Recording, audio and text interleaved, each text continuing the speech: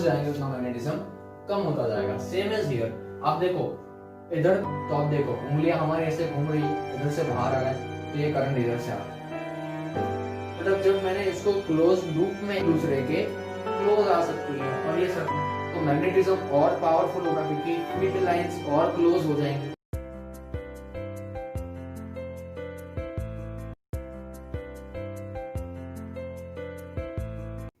Hello friends, welcome to the one more new video lecture of our chapter named Magnetic Effects of Electric Current.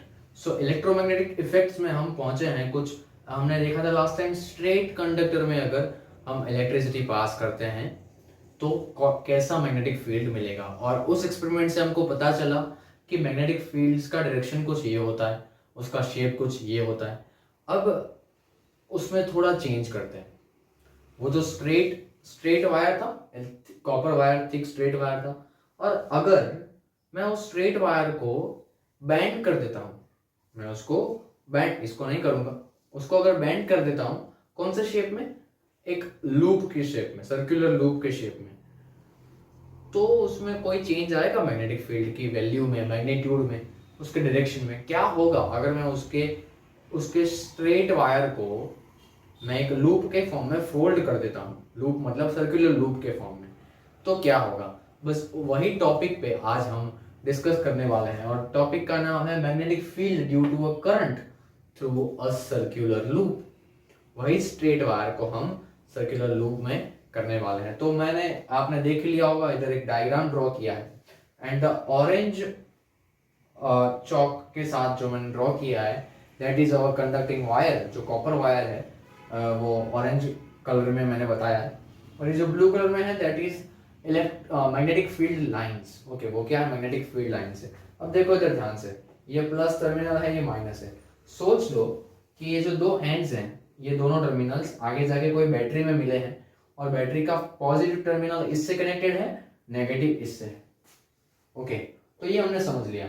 अब हमने right hand thumb rule भी देखा, जिससे हमको पता चलता था कि करंट का डायरेक्शन कौन सा होगा, और उसके ऊपर डिपेंड करेगा कि मैग्नेटिक फील्ड का डायरेक्शन कौन सा होगा। और ये प्लस और ये माइनस है, तो करंट का डायरेक्शन इधर देखो दिखाया है, ये रहा, और करंट ऐसे घूम के इधर से बाहर आ रहा है, इधर से जा रहा है, करंट घूम के बाहर आ रहा है। तो ये एक लूप है, एक सर्कुलर लूप है।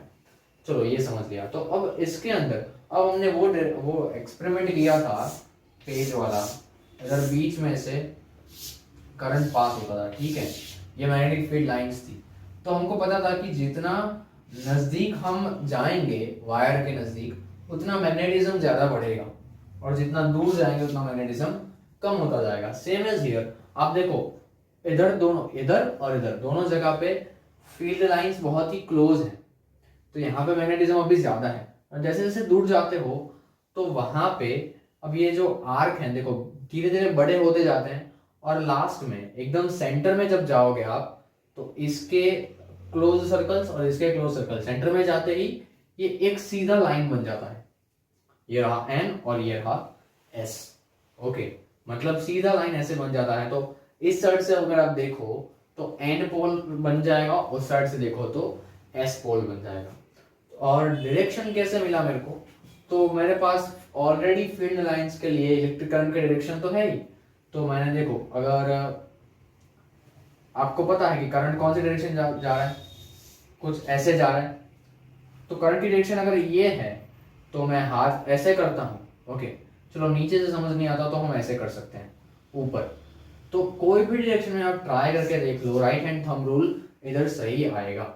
ओके, ऐसे कर दिया तो आप देखो उंगलियां हमारी ऐसे घूम रही है, इधर से बाहर आ रहा है, तो ये करंट इधर से आ रहा है। ओके, फिर वापस घूम के वापस जाएगा। तो ये मैंने ट्राई किया कि अच्छे से अच्छा डायग्राम बनाऊं। तो अब ये करने का रीजन क्या है? सबसे पहले कि चलो सर ये तो सब सेम टू सेम है, खाली आपने उसको सर्कुलर शेप में ला दिया है, तो इससे थोड़ा बहुत हमको फायदा होने वाला है। कौन सा फायदा बता रहा हूं। हमने कैरेक्टरिस्टिक्स में देखा था मैग्नेटिक फील्ड्स की, कि जितनी मैग्नेटिक लाइंस क्लोज होंगी जहां जहां पे, उतना मैग्नेटिज्म ज्यादा होगा। तो अब जब ये स्ट्रेट वायर था तो उसकी मैग्नेटिक लाइंस अपने आप अपने हिसाब से रहती थी, बट अब जब मैंने इसको क्लोज लूप में एक बार बना दिया है तो क्या होता है, कि ये मैग्नेटिक लाइन, ये वाली जो कि ऊपर वाले के कारण है, ये वाली जो कि इसके कारण है, तो क्लोज करने के कारण ये दोनों नजदीक आ गए। तो इसका मतलब ये हुआ कि ये वायर को क्लोज लूप में लगाने के कारण ये मैग्नेटिक लाइंस एक दूसरे के क्लोज आ सकती हैं, और ये सर्कल के अंदर, ये लूप के अंदर का जितना भी एरिया है, ये जितना भी एरिया है, वो सारे एरिया के अंदर मेरे को मैग्नेटिज्म बहुत पावरफुल मिलेगा अगर मैं लूप बनाता हूं तो। अब सोचो कि मैंने एक स्ट्रेट वायर था, उसमें से एक लूप बनाया, अब करंट तो ऑलरेडी वही पास हो रहा है, फिर भी एक लूप बना तो मैग्नेटिज्म ज्यादा मिल गया। अब मैं एक काम करता हूं, एक के बजाय उसी स्ट्रेट वायर के दो छोटे लूप बनाता हूं, 2 टर्न के। ओके, तो 2 टर्न मतलब करंट तो वही फ्लो हो रहा है पर और नजदीक आ गया, तो मैग्नेटिज्म और पावरफुल होगा क्योंकि फील्ड लाइंस और क्लोज हो जाएंगी। तो इसका मतलब ये हुआ कि स्ट्रेट वायर से अच्छा मैं अगर उसको लूप्स में रखता हूं, वायर को अगर मैं लूप्स में रखता हूं ज्यादा टर्न करके, थोड़ा लंबा वायर लेके ज्यादा टर्न करके वही अमाउंट ऑफ करंट मैं पास करूं, तो मेरे को मैग्नेटिज्म ज्यादा मिल सकता है। क्योंकि इसमें तो क्या था, आप जितना करंट इंक्रीज करोगे उतना मैग्नेटिज्म इंक्रीज होगा, मतलब ज्यादा करंट इंक्रीज करने के लिए ज्यादा इलेक्ट्रिसिटी का फ्लो करवाना पड़ेगा, इलेक्ट्रिसिटी ज्यादा फ्लो होगा तो कॉस्ट भी बढ़ेगा।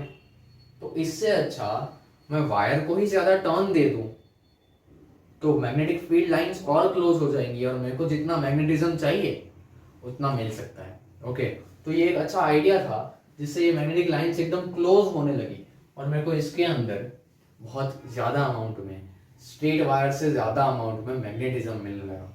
ओके, तो ये एक स्मार्ट वर्क कह सकते हैं हम कि ये लूप बना के स्ट्रेट वायर का हम मैग्नेटिज्म ज्यादा प्रोड्यूस कर सकते हैं। ओके, सो ये एक अच्छा आइडिया था और अच्छा टॉपिक भी था, ये भी बहुत काम आने वाला है आगे, जो भी साइंस लेने वाले हैं, जो शायद इंजीनियरिंग में जाने वाले हैं, उनके लिए भी ये बहुत ही इम्पोर्टेंट है। ओके, तो आई होप आपको ये समझ आ गया होगा कि ये परफॉर्म क्यों करना पड़ा, पहले से थोड़ा ज्यादा फायदेमंद था इसलिए। Okay, so we will meet in the next video with a new topic.